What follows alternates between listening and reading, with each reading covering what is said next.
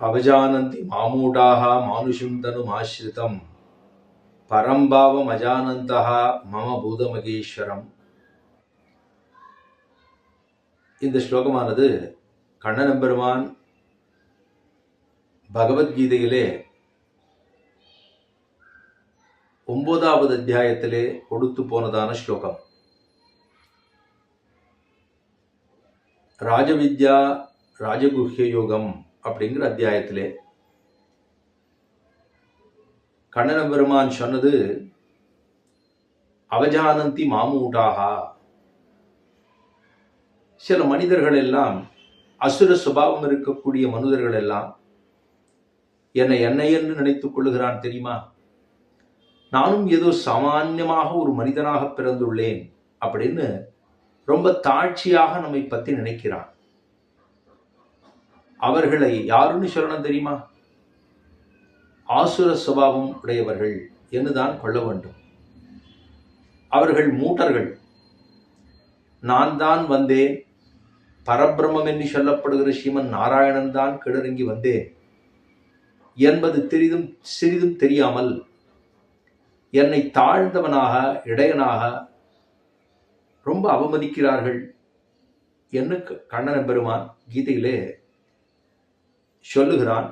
ராஜவித்யா ராஜகுஹ்ய யோகத்திலே 11வது ஸ்லோகத்திலே சொல்லி போந்தது மம பூதமகேஸ்வரம்.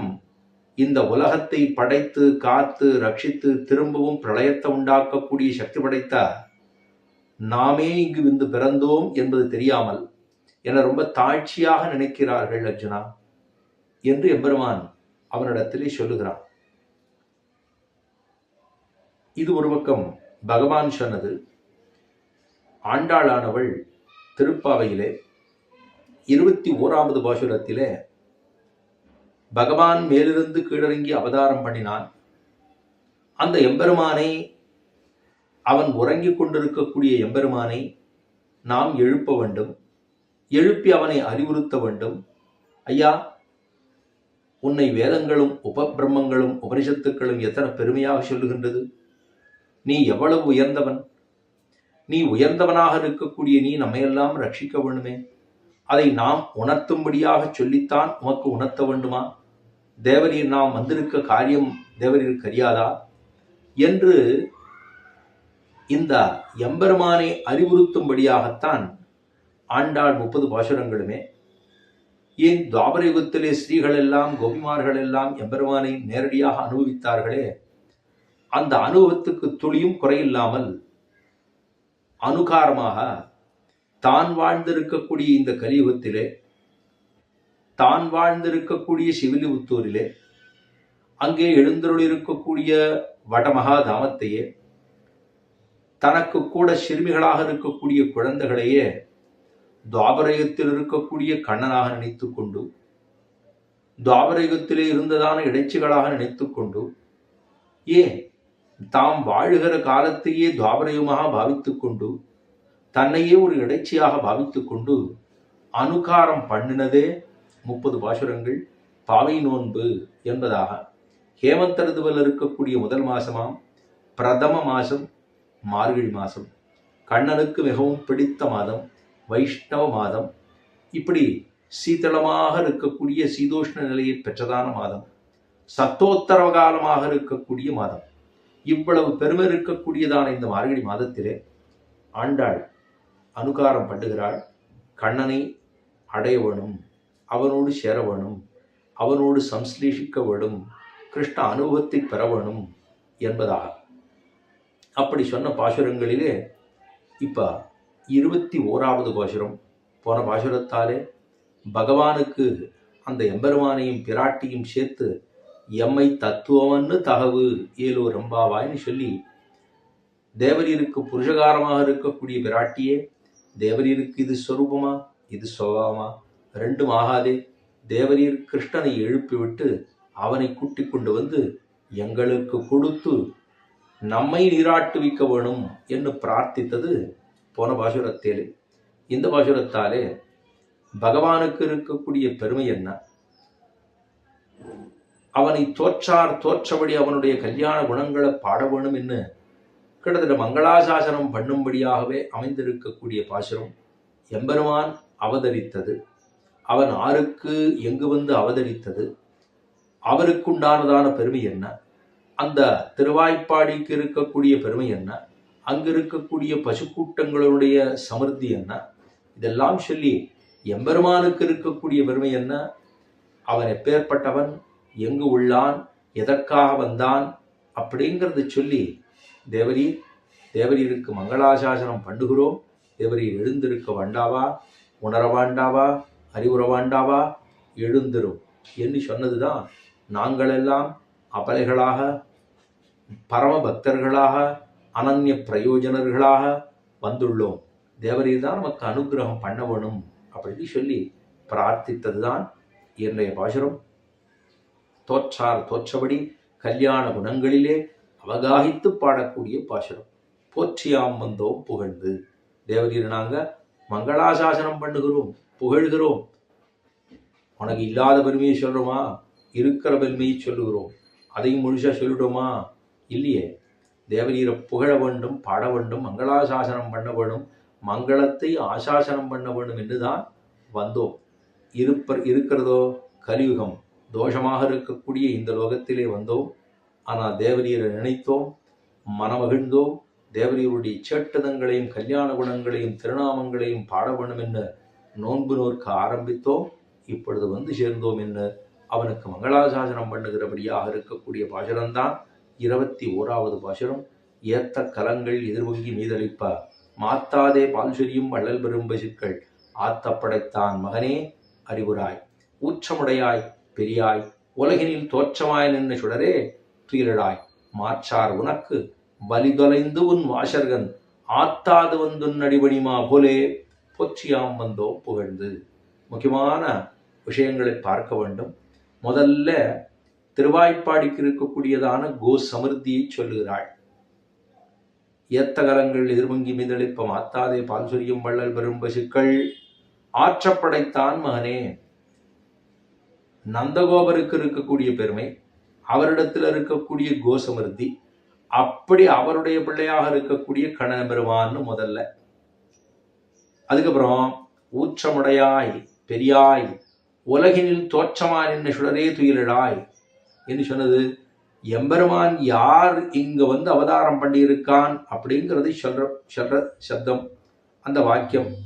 ஊற்றமுடையாய் பெரியாய் உலகினில் தோற்றமாய் நின்று சுடரே துயிலடாய், உணர்ந்து கொள்ளுவாயாக, எழுந்திருப்பாயாக. மாற்றார் வந்து மாற்றார் உனக்கு வலிதொலைந்துன் வாசர்கன் ஆற்றார் வந்துன் அடிபணிமா போலே போற்றியாம் வந்தோம் புகழ்ந்து. அப்ப எம்பெருமான் ஆருக்கெல்லாம் ரட்சிக்கிறான், அவனுடைய ரட்சணம் எப்படி உள்ளது என்பதை சொல்லும்படியா 3 பாகமாக அதை பிரித்து கொண்டோமேயானால் ஆச்சரியமான அர்த்தம் விளங்கும் நமக்கு. முதல்ல ஏத்தக்கலங்கள் எதிர்வங்கி மீதளிப்ப மாத்தாதே பால் சொரியும் வள்ளல் பெரும் பசுக்கள். கீழே ஒரு நாள் நீங்காத செல்வம் நிறைந்து கத்துக்கறவை கணங்கள் பலகரந்து இங்கே ஊருடைய சமிருத்தியெல்லாம் சொல்லி பார்த்தோம். இப்ப திரும்பவும் அதே சொல்றா. ஆற்றப்படைத்தான் யாரு? நந்தகோபர். அவர்தான் இவன் பெற்ற சம்பத்து.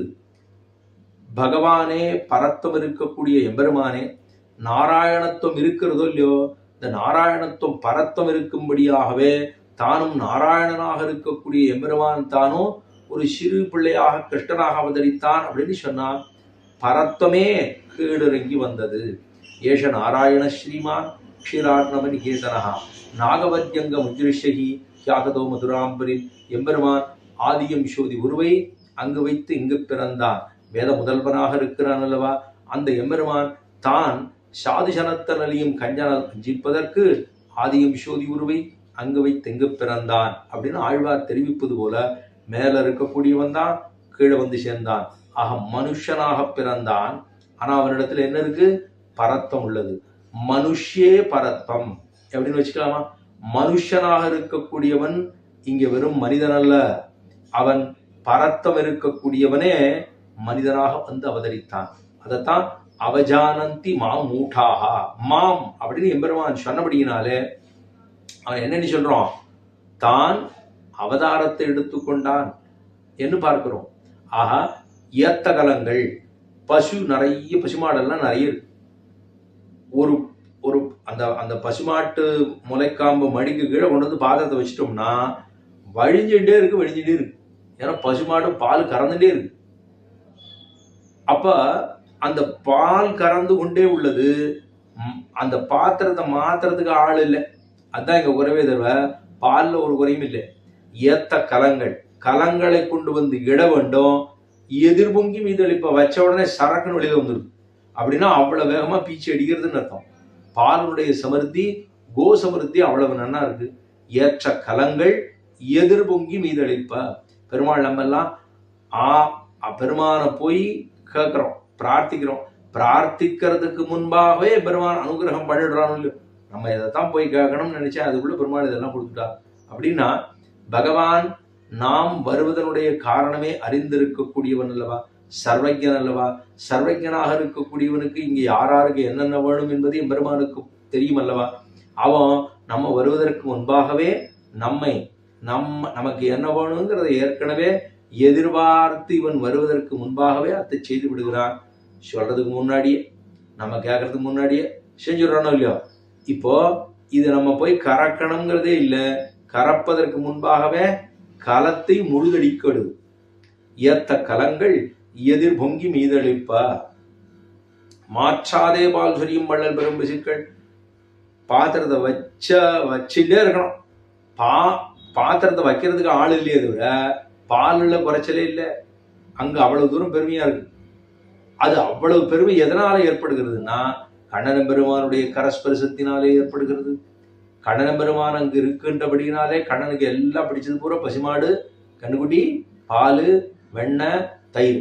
அவனுக்கு பிடிக்காத விஷயம் ரெண்டே ரெண்டு. ஒன்னு மோரு, வயோவிருத்த ஸ்திரீகள். இது ரெண்டு பேரும் பெருமாளுக்கு பிடிக்கிறது இல்லையா.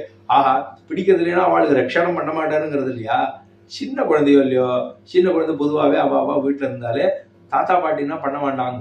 சின்னவாளா ஒரு சித்தி மாதிரி இருந்தா, ஒரு பெரியம்மா மாதிரி இருந்தானா அவ பண்ணா உடனே சரின்னு சொல்லும். நம்ம கூட்டின்னு போறதுக்கு கூட சிறு பிள்ளைகளா இருந்தா அதுக்கு உடனே போடும். கொஞ்சம் வயசானவராக இருந்தா பயந்து போடும். இப்ப கண்ணன் அதே போலத்தான் சிறு பிள்ளையாகத்தான் இருக்கிறான். அவனுக்கு நன்னா இருக்கணும். தயிரை போய் அலக்கி தீர்த்தமா மாத்திட்டோம்னா அவனுக்கு பிடிக்கிறது இல்லை. ஆஹா, ஸ்திரீகள், மூத்த ஸ்திரீகள்னா அவன் என்ன பண்ணுவா, தன்னுடைய பர்த்தாக்கள் நம்மை ரட்சிப்பார்கள்ங்கிற எண்ணம் வந்துடும். அதனால அவர் பக்கத்திலே போய்கிற நீ பர்த்தா காப்பாத்துவான்னு நினைச்சிட்டு இல்லையோ, இருக்கட்டும் அப்படின்னு விட்டுருவார். சின்ன குழந்தைகள் என்னால், ஸ்திரீகள் இடைச்சிகள் என்னால், இளம் சிறுமிகர்கள் என்ன கண்ணனே அப்படின்னு இருக்கார்களோ இல்லையோ, பெருமாளுக்கு ரொம்ப பிடிச்சமா இருக்கு. பால் அப்படித்தான் பிடிக்கிறது, தயிர் அப்படித்தான் பிடிக்கிறது, வெண்ணெய் அப்படித்தான் பிடிக்கிறது. ஆஹா, இதெல்லாம் பெருமாள் பிடிக்கிறது. ஏத்த கலங்கள் எதிர்பொங்கி மீதளிப்ப. மாற்றாதே பால் சொரியும். மாத்திண்டே இருக்க வேண்டியதான். பால் சொரியும் வள்ளல் பெரும்பசுக்கள். பெரும்பசுக்கள்னா ஔதாரியம். பெரும்பசுக்கள் சத்ருஞ்சயனை போலே கீழே ஒரு நாள் பார்த்தோம். கத்துக்கறவை கணங்கள்னு பாக்குற இடத்துல கறவை மாடுதான், ஆனா கண்ணுக்குட்டி மாதிரி இருக்கேன்னு நினைச்சுட்டே இருக்கும்போது அது கண்ணுக்குடியே 4-5 கண்ணுக்குட்டி போட்டிருக்கும் போல இருக்கு. ஆனா இளமை தோற்றம் மாறாமல் இருக்கிறது. எப்படி என்ன, கண்ணன் எம்பெருமானுடைய கரஸ்பரிசம் பட்டு பட்டு பட்டு பட்டு அது அவ்வளவு இளமையாக இருக்கிறது. எதை போலே நித்தியசூரிகளுக்கெல்லாம் 25 வயது தாண்டாவர்களாக எப்பொழுது இருக்கிறார்களோ அது மாதிரி பஞ்சவிம்சதி வாரிசுகளாக இருக்கும் என்று நித்தியசூரிகளை சொல்லச்ச கண்ணனுக்கு வயது 15 16 தான் ஒவ்வொரு வருஷம்னா, நித்தியசூரிகளை மட்டும் எங்க மாற போறதா?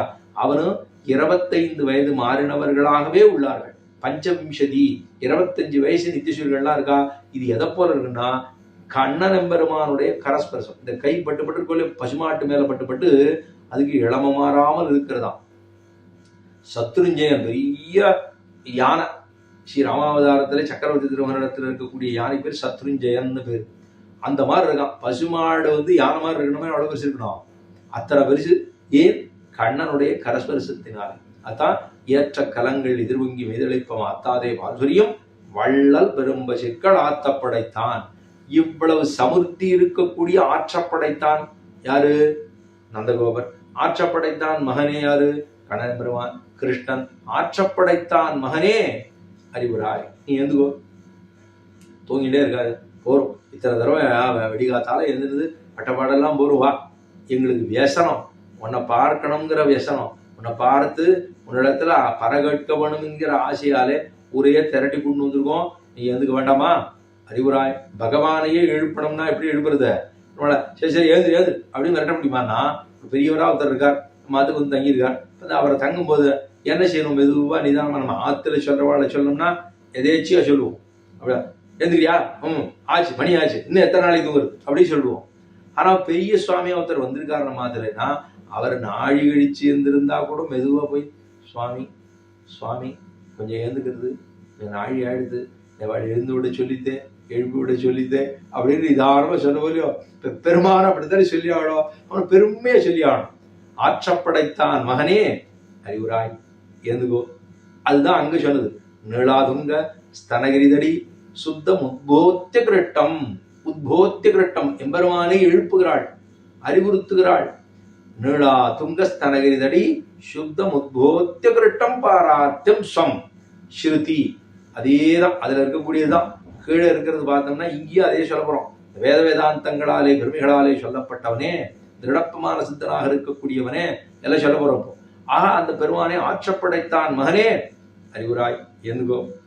மேலே சொன்னா ஊற்றமுடையாய், பெருமாளை பார்த்து கொண்டாட்டம், பெருமாளுக்கு இருக்கக்கூடிய பெருமையை சொன்னா ஊற்றமுடையாய், வேதங்களாலே கொண்டாடப்படுபவனே. ஊற்றம் பெருமாளுக்கு திருடப்பிரமாண சித்தனாக இருக்கை.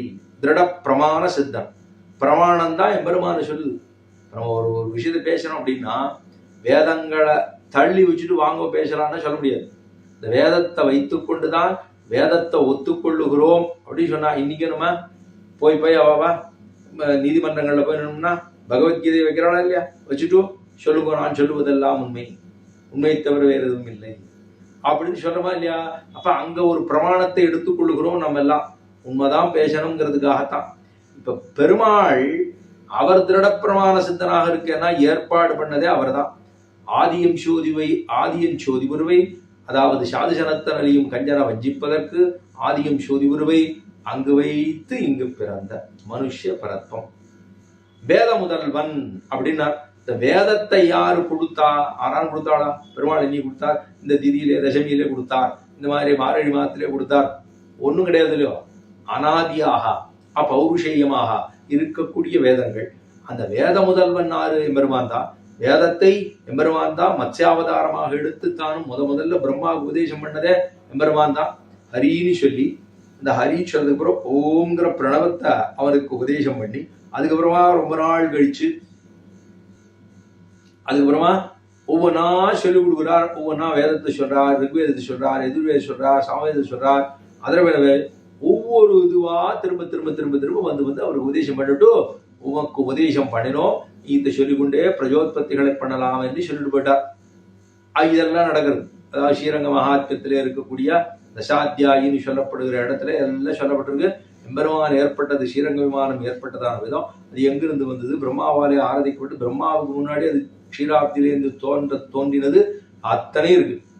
ஆஹா பிரமாணம் திருடப்பிரமாண சித்தனாக இருக்கிறது என்று சொன்னால், எம்பெருமான் வேதத்தாலே கொண்டாடப்படுவனாக இருக்கக்கூடியவனே ஊற்றமுடையாய். சரி, இன்னொன்னு சொல்லலாம், ஆசிரிதர்களை ரட்சிக்கிறதுல இவனுக்கு ஈடு வேற யாரும் கிடையாது. ஆசிரிதர்கள் பக்தர்கள், இந்த பக்தர்களை ரட்சித்துக் கொடுப்பதிலே இவனுக்கு மீறி யாரால் பண்ணுவாடானா பண்ணுவதற்கில்லை. அப்ப இப்படி இருக்கிறதுனாலதான் என் பெருமான் சொல்றான், அவஜானந்தி மாமூட்டாகா. இப்படி என்னை போய் இப்படி மாமூடாகா, யாருனா நான் வேத முதல்வனாக இருந்து கிடந்து அவதாரம் பண்ணிருக்கேன், என்னை போய் நீங்கள்லாம் சொல்ற பத்தியா மாம்னு சொல்ற இந்த சப்தத்தினால என்ன அர்த்தம்னா, மேலிருந்து நானே மனுஷனிய பரத்துவமாக வந்து அவதரித்திருக்கிறேன் மாம் அப்படின்னு சொன்னார். சரி, அதுக்கப்புறம் மானுஷம் தருமாசிரிதம் அப்படின்னு சொன்னபடினாலே பெருமாளுக்கு சௌலபியமும் இருக்கு, அதே போல பரத்துவம் இருக்கு. ரெண்டு சேர்ந்து இருக்கோ இல்லையோ. மானுஷம் தனுமாசிரிதம் பரம்பாவமஜானந்தா முதல் அர்த்தம். அப்ப எம்பெருமானை ஊற்றமுடையான்னு சொன்னா வேதத்தாலே சொல்லப்பட்டவனே, ஆசிரியர்களை ரட்சிக்கக்கூடியவனே, ரெண்டு வச்சுக்கலாமா? ஊற்றமுடையாய் பெரியாய். சரி, பெரியாய்னு சொன்னா இந்த வேதங்கள் சொல்லித்தோ இல்லையோ, இந்த வேதத்தாலே அறியப்பட முடியாதவனாக இருக்கக்கூடியவனே. வேதங்களை என்னைக்காவது ஒரு நாள் பெருமாளை சொல்லுதானா எஸ்யாமதம் தஸ்யமதம் என்று எம்பெருமானை உணர்ந்து விட முடிகிறதானா யதோவாச்சோ நிவர்த்தந்தே அப்பிராப்ய மனசாசக ஆனந்தம் பிரம்மணோ வித்வான் என்று ந பிபேதி குதஷனீதி என்று உபனிஷத் வாக்கியம் தைத்திரியோ உபனிஷத் சொல்லுகிறது. யதோவாச்சோ நிவர்த்தந்தே அப்பிராப்ய மனசாசக ஆனந்தம் பிரம்மணோ வித்வான். வாக்குக்கும் மனதுக்கும் எட்டாத தொலைவில் இருக்கக்கூடியதான பரபிரம்மத்தினுடைய ஆனந்தம். அந்த ஆனந்தத்தை ஒரு நாளும் அளந்து விட முடியாதுன்னு சொன்னா பெரியாய். சரி, ஆசிரியர்களை பெருமான் ரட்சித்து முடிச்சுடுறானோ இல்லையோ, சரி முடிச்சுட்டேன்னு சொல்றானா, அவனுக்கு ஆசிரியர்களை ரட்சித்து கொடுக்கிறான். கேட்பதற்கு முன்னாலவே கொடுத்துடுறான். கொடுத்தாலும் நான் கொடுத்தோமோ முடித்தோமோங்கிறது இல்லாமல் மேலும் மேலும் அவர்களுக்கு கொடுத்து கொண்டே இருக்க வேணும்னு ஔதாரியம்ங்கிற வல்லன்மை கொண்டபடினாலே அவனை பெரியாய், பெரியவன், ரொம்ப பெரியவன். ஒரு நாளும் அவனை பெரியாய்னு சொன்னா எம்பெருமானத்தான் சொல்லணும். பெரியாயின்னு ரொம்ப பெரியவன், பெரிய பெருமாள் அப்படிங்கிறவோ இல்லையோ. அவருக்கு என்ன கல்யாண குணம் இருக்குன்னா வியூகமான சௌஹார்தத்தை கொண்டுள்ளான். வியூகம் பெருமாள் திருப்பார்களை சாய்ச்சிருக்காரோ இல்லையோ, அதுக்கு வியூகம்னு பேர். தான் தன்னை பரமதத்திலிருந்து வகுத்து கொண்டு கிடறங்கி வந்து பரவாசுதேவனாக, வியூகவாசுதேவனாக, பிரத்யும்னாக, அனிருத்தனாக, சங்கரனாக தன்னை தாழ விட்டு கொண்டு சாய்ந்து கொண்டுள்ளார். அதுதான் வியூகம்னு பேர். தன்னைத்தானே வகுத்து கொள்ளுகை. சரி, அதுக்கப்புறம் எம்பெருமான் கொடுத்தோங்கிற எண்ணம் துளி கூட இல்லையே. அதாவது கொடுத்தோங்கிற இன்னும் கொடுத்தா தேவலாம் போல இருக்கே. பெருமாள் முதல்ல ஆசிரியர்களுக்கு உடனே ஆசிரித பட்சபாதம் அப்படி சொல்லுவோம். எங்க நடந்தது? எல்லா அவதாரங்களையும் உண்டு. ஸ்ரீராமாவதாரத்திலையும் உண்டு, கிருஷ்ணாவதாரத்திலையும் உண்டு. ஆசிரித பட்சபாதம். மம பிராணாகி பாண்டவாக என்று பாண்டவர்களுக்கு ஒரு பக்கம் அங்க நின்று அவர்களுக்காகவே அத்தனை ரட்சித்து கொடுத்தான் பெருமான். ஏன் விபீஷணரிடத்துல சொல்லும் போது கூட நான் எவ்வளவு பெரியவன் தெரியுமா, ஒரு விரல் நுனியில எல்லாரையும் ஆட்டிடுவேன், ஆனா நான் பேசாம இருக்கேன் அப்படின்னு பெருமாள் எல்லாரையும் சொல்றார். அவர் பிசாசான் தானவான் யக்ஷான், பிசாசான் தானவான் யக்ஷான் பிரதிவ்யாஞ்ச ராட்சைதான், பிசாசான் தானவான் யக்ஷான் பிரதிவ்யாஞ்ச ராட்சைத அங்குள்ளக்ரேனதான் நன்னு இச்சன்னு ஹரிகணேஸ்வரன்னு அங்குள்ளக்ரேன தான்யம் அங்குள்ளக்ரேன தான்யம் இச்சன்னு ஹரிகணேஸ்வர பிசாசான் தானவான் யக்ஷான் பிரதிவ்யாஞ்ச ராட்சசான். யார் வந்தாலும் சரி, பிசாசங்களா இருக்கட்டும், கந்தர்வங்களா இருக்கட்டும், யாராவனா இருக்கட்டுமே, இவர்கள் ராட்சசர்கள் யாரு வந்தாலும் என்னுடைய விரல் நுனி அங்குள்ள அக்ரேன தான்யம், அங்குள்ள அக்ரேன தான்யம்னா ஒரு இந்த கை விரல்ல இருக்கக்கூடிய நுனியினால் அவர்களை முடிக்கக்கூடிய சக்தி உண்டு. ஹரி கணேஸ்வர சுக்ரீவனே, ஹரின்னு சொல்லப்படும் குரங்கு கூட்டங்களுக்கு தலைவனாக இருக்கக்கூடியவனே பண்ணிடுவேன், ஆனால் பேசாம இருக்கேன். ஏன்? மனுஷனாக வந்தபடியினால பேசாம இருக்கேன் அப்படின்னு பெருமாள் சொன்னாரோ இல்லையா அங்கேயும். அப்ப பெரியாய் சொன்னா பெருமாள் தானோ வேதத்தாலே சொல்லப்பட முடியாதவனாக இருக்கிறான். ஆனா வேதங்கள் என்ன சொல்லுகிறதோ அதற்கு கட்டுப்பட்டு திருட பிரமாண சித்தனாகத்தான் இருந்து கொண்டு அந்த வேதத்தாலே சொல்லப்பட முடியாத அளவுக்கு அடக்க முடியாத தான் பெருமாள் எப்பேற்பட்டவன்னா அவனுக்கு சுவாதந்திரியம். எப்பேற்பட்ட சுவாதந்திரம்? நிரங்குச சுவாதந்திரியம். அடக்குவார் இல்லாத, நிகாரகர் இல்லாது இருக்கக்கூடிய சுவாதந்திரத்தை படைத்தவன் எம்பெருமான். அவனை என்னன்னு சொல்றோம்? ரொம்ப பெரியவனாக இருக்கிறான். ஆனா மனுஷராக வந்து அவதரித்திருக்கிறதுனாலே எளிமையை காண்பிக்கிறார். பரத்வத்திலே இருந்திருந்தால் தான் எளிமையை காண்பிக்க முடியாதல்லவா? ஆக மேலேந்து கீழறங்கி வந்து இவர்களோடு கலந்து பரிமாறி அவர்களுக்கு அத்தனை கொடுக்க வேணும் என்கிற ஆசையுடைய வந்ததுதான் ஸ்ரீ கிட்டாதாவரம். ஊற்றமுடையாய் பெரியாய் மேலே சொன்னா உலகினில் தோற்றமான் என்று சுடரே. சுடர் அப்படி தேஜோரூபியாக இருக்கக்கூடியவன். பெருமாளுக்கு அவதாரம் பண்ண பண்ண பண்ண பண்ண பண்ண அப்படியே அவனுடைய தேஜஸ் குறையிறதான்னா உந்திமேல் நான் முகனை படைத்தான் உலகண்டவன் எந்த பெருமான் ஆழ்வாருடைய பாசுரம் இல்லையும். அதே போல மந்திவாய் வடவேங்கட மாமலை வானவர்கள் சந்திசிய நன்னான் அரங்க தரவினையான் அந்திபோல் நிறத்தாடையும் அதன் மேல் அயனை படைத்ததோர் எழில் உந்தி மேலதன்னோ அடியன் உள்ளத்தின் உயிரேன்னு அவனாய்கிறான் பாசுரம். இந்த பெருமானுடைய தொப்புள் கூடியிருக்கே அது இப்ப லோகத்துல குழந்தைகள்லாம் பிறகு பிறகு பிறகு பிறகு யவனங்கள் குறைஞ்சு வந்துட்டே வரும். யவனம் ஸ்திரீகளுக்கு குறைஞ்சுட்டே போகும். ஆனா எம்பெருமான் இத்தனை லோகத்தை இவ்வளவு படைக்கிறான்னா படைக்க படைக்க படைக்க படைக்க படைக்க அவனுடைய தேஜஸ் ரொம்ப கூடிண்டே போறதான். அவன் ஆறுனா உலகினில் தோற்றமான சுடரே. இப்படி இவ்வளவு தூரம் மக்கள் சொன்னால், அதான் சொன்னேன், அவஜானந்திமா மூடா, பெருமாள் மூடர்களாக இருக்கக்கூடியவர்களே நான் யார் மேலே கீழே வந்திருக்கேன்னு உங்களுக்கு தான் தெரியல, என போய் தாழ்ந்தவன் சொல்லலே, உலகினில் தோற்றமான. அப்படி இருந்தாலும் எம்பெருமான் தான் கீழறங்குகிறான் அவதரிக்கிறான் என சொன்னாலும் பரவாயில்லை என்று தானும் அவதரித்து சுடரே இந்த உலகத்துல நான் யார் என்பதை ஆங்காங்கு அப்பப்பொழுது காட்டிக்கொண்டே உள்ளான். உலகினில் தோற்றமான் என்று சுடரே. இந்த ஆசிரியர்களுக்கு என்ன பண்ணாலும் பண்ணலையே, ஒன்னும் பண்ணவில்லையே என்று, எப்படி கோவிந்தேதிய தாக்கிரந்த கிருஷ்ணானாம் துரவாசினாம் என்று தான் அவ திரௌபதி சொன்னாளா இல்லையா, புறப்பட்டு போயிட்டா, அவ கோவிந்த புண்டரீகாட்ச ரட்சமாம் சரணாகதாம்னு சொல்லி பிரார்த்தித்தாள். வஸ்திரம் வேணுங்கிறதுக்காக பிரார்த்திச்சா. சங்கு சக்கர கதாபானே துவாரகா நிலையாச்சு கோவிந்த புண்டரீகாட்ச ரட்சமாம் சரணாகதாம்னு சொன்னா. வஸ்திரம் வந்துடுது. பெருமாள் அதெல்லாம் முடிஞ்சது. பாண்டவர்களுக்கும் கௌரவர்களுக்கும் சண்டையா நடந்து பாரத போர் முடிஞ்சு போச்சு. பெருமாள் எல்லாத்தையும் வாங்கி கொடுத்துட்டா, ராஜ்யத்தெல்லாம் பரிவாரம் பண்ணிட்டா. பெருமாள் தன்னுடைய சோதிக்கு புறப்பட்டு போறார். போற போது பெருமாளுக்கு ஒரு வருத்தம். ஏன்னா திரௌபதிக்கு நான் ஒண்ணுமே பண்ணாம விட்டேன் பத்தியா. திரௌபதி என்ன எப்படி கூப்பிட்டா, எவ்வளவு தூரம் கூப்பிட்டா, அவளுக்கு நான் வஸ்திரம் தானே கொடுத்தேன்னு பெருமாள் வருத்தப்படுறாராம். பக்கத்துல இருந்து அவளுக்கு ஆறுதலாக சொல்லுவதற்கு ஒரு வார்த்தை நம்மாலே சொல்ல முடியவில்லையேன்னு கடன் கொடுத்துட்டு கடன் வாங்கிட்டு திருப்பி கொடுக்க முடியலன்னா ஒருத்தன் எத்தனை வருத்தப்படுவான். அந்த நாளை சொல்லிட்டு இருக்கேன்.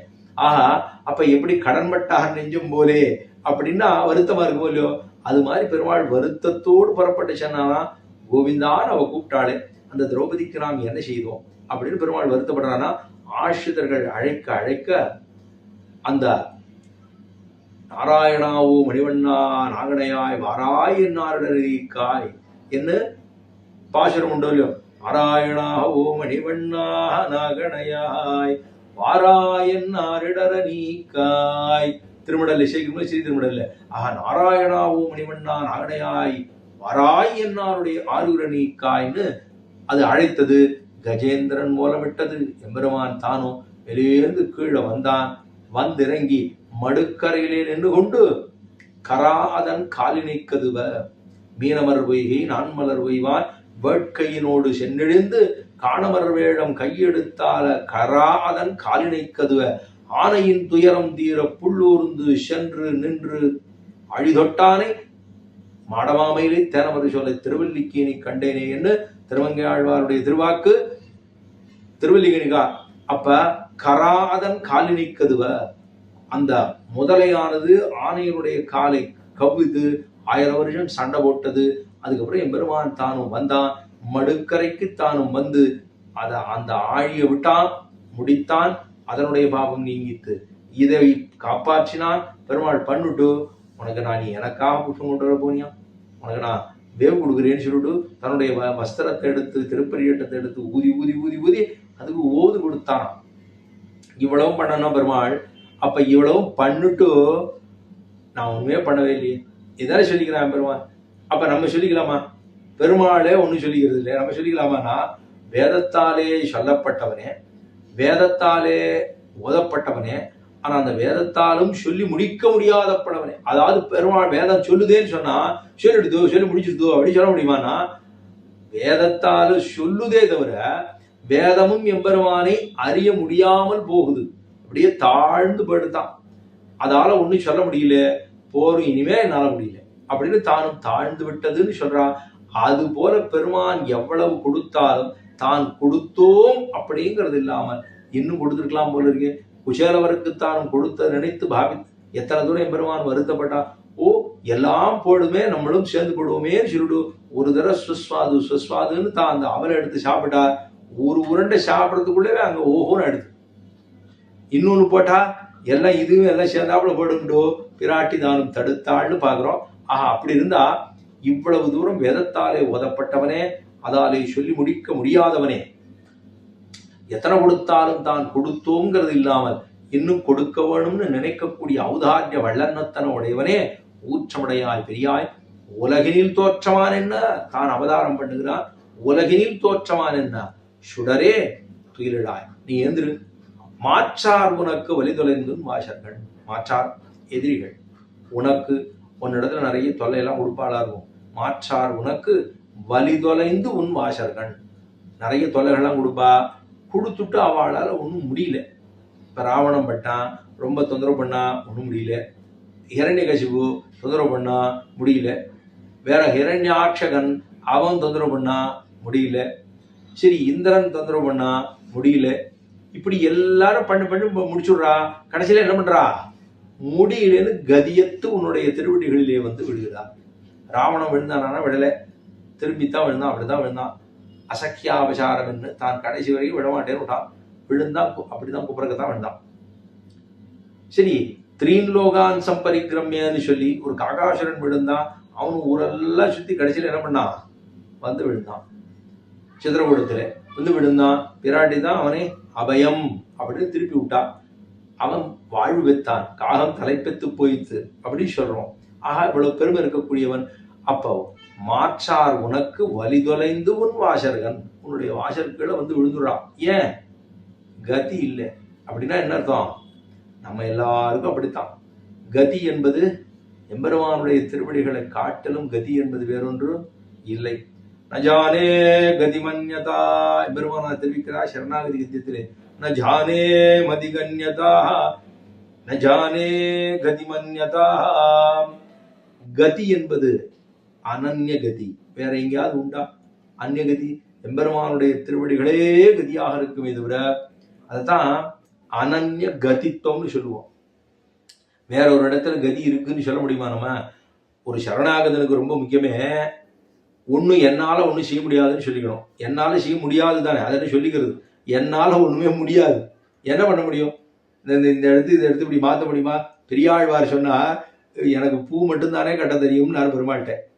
நீ தான் நாளைக்கு போவோம் பரத்தத்தை ஸ்தாபிக்கணுங்க மதுரை வல்லபதேவனுடைய அரசவையில அப்படி சொன்ன உடனே, எனக்கு வேதம் தெரியாது, பிரமாணம் தெரியாது, ஒண்ணும் தெரியாது. அப்படி எனக்கு ஒண்ணும் தெரியாது. அது தெரியாதுன்னா தெரியாதுன்னு சொல்றாரு பெரியாழ்வார் சொன்னார். பெருமாள் சொன்னார், எனக்கு பெருமாள்கிட்ட இவர் சொன்னார், எனக்கு பூ மட்டும் தானே கட்ட தெரியும்னார்.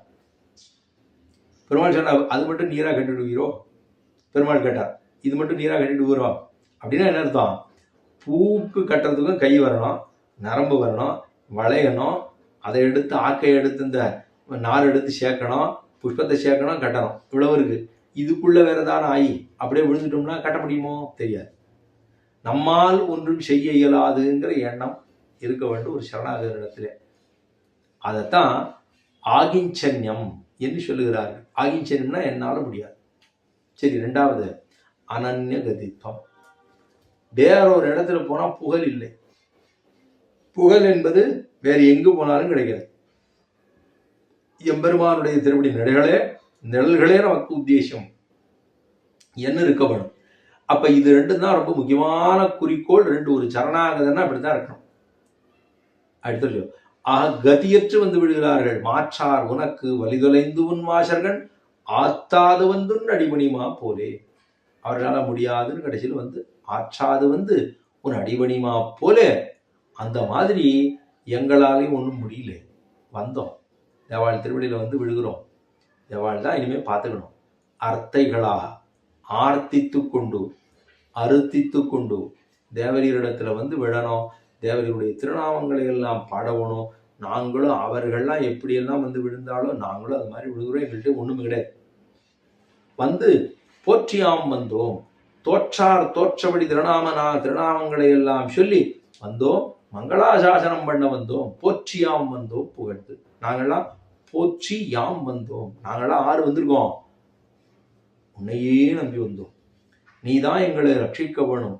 வேற ஒரு எதிர்பார்ப்பில்லாமல் தேவரீரே நம்ம ரட்சிக்க வேணும் என்பதற்காகத்தான் தேவரீருடைய திருமாளிகைக்கு முன்பாக வந்து தேவரீரை எழுப்பி தேவரீருடைய அனுகிரகத்தை பரவணும் என்று சொல்லி வந்தோம்.